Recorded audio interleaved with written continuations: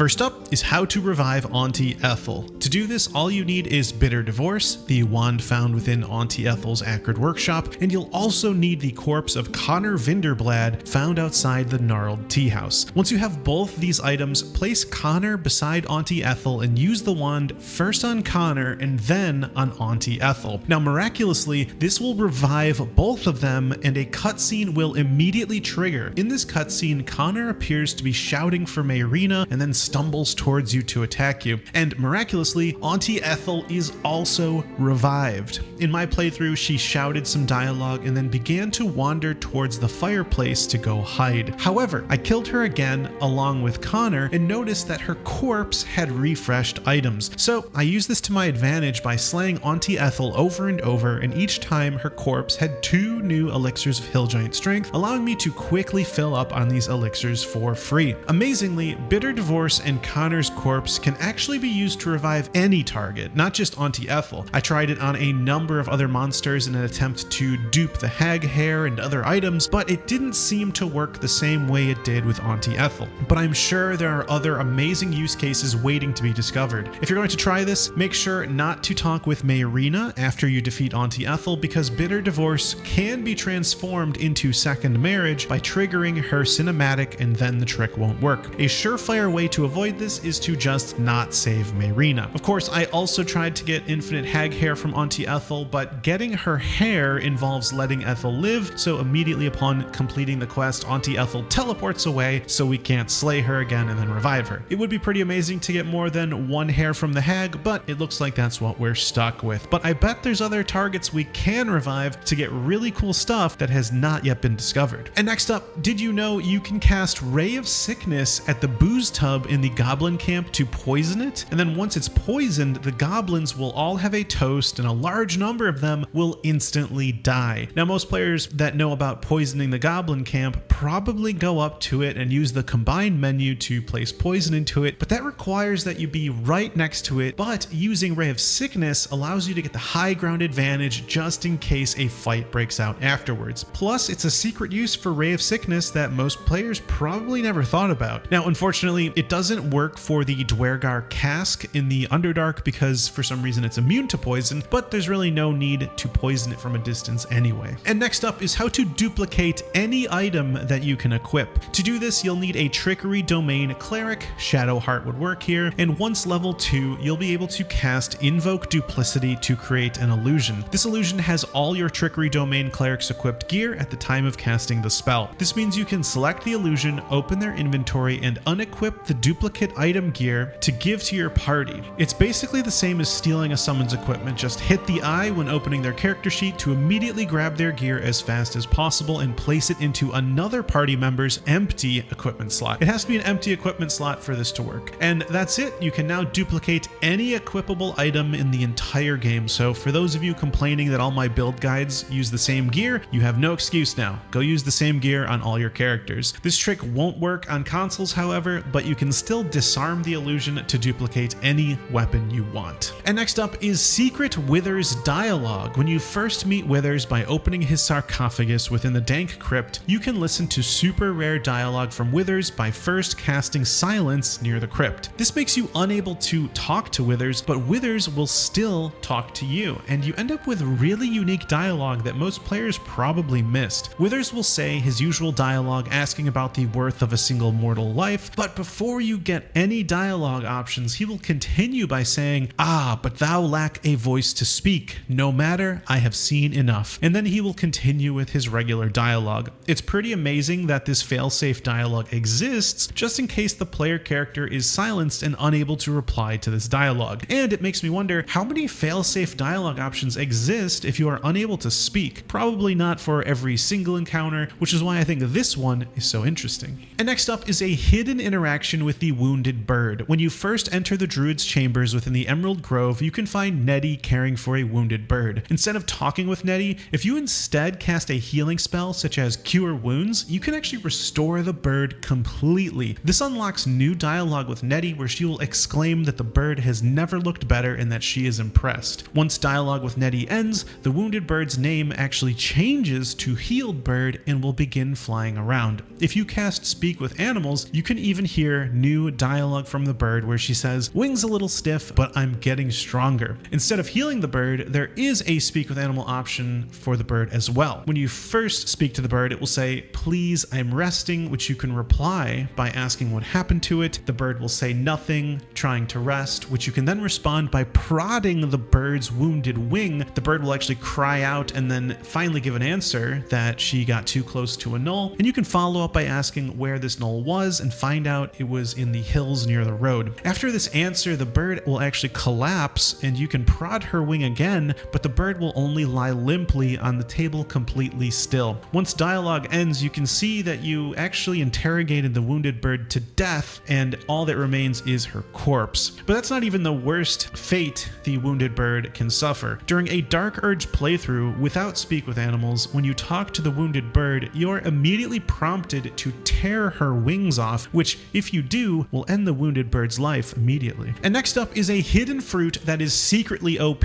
Raspberries, which can be found in berry bushes outside the Blighted Village, can be used without costing an action nor bonus action to heal you for 1d4 hit points. This is actually amazing because there are items that trigger when you are healed. Offensive items like Broodmother's Revenge will grant you 1d6 poison damage to your attack for 3 turns, and the Whispering Promise will grant you the condition Bless, which gives you plus 1d4 to your attack rolls and saving throws for 2 turns. And these are just 2 examples. That makes these raspberries actually incredibly powerful when combined with the right equipment because they have no negative impact on your action economy. And next up is a hidden monologue you can hear from each companion if you give Scratch back to the kennel and try throwing his ball. And while it's not as sad as if Scratch had died, it is pretty sad to give Scratch back to the kennel considering whose company he would be in, and each companion's reaction to knowing that Scratch is in the kennel certainly makes it more so. To get these monologues, you'll need to find Scratch in Act 1, give him your scent so he follows you to camp, and then let him stay when he appears. Once he becomes a permanent camp companion, you'll gain Scratch's ball, which you can use to play fetch with him. Later on, when you enter Act 3, you can head to the kennel, which is near the post house, and give Scratch back to the kennel. The scene is pretty sad because Scratch clearly does not want to go back, and I'm sure nobody would want to give Scratch back, but by doing so, you can hear what each companion has to say about it by throwing Scratch's ball afterwards. And next up is a super rare dialogue between Raphael and Yurgir that you can only unlock by slaying the final Dark Justiciar before meeting Yurgir. To do this, you'll need to head into the Gauntlet of Shar and climb down the cragged rock until you find the ritual circle. By lighting all the candles, you can have a rat appear and initiate dialogue. By slaying this rat,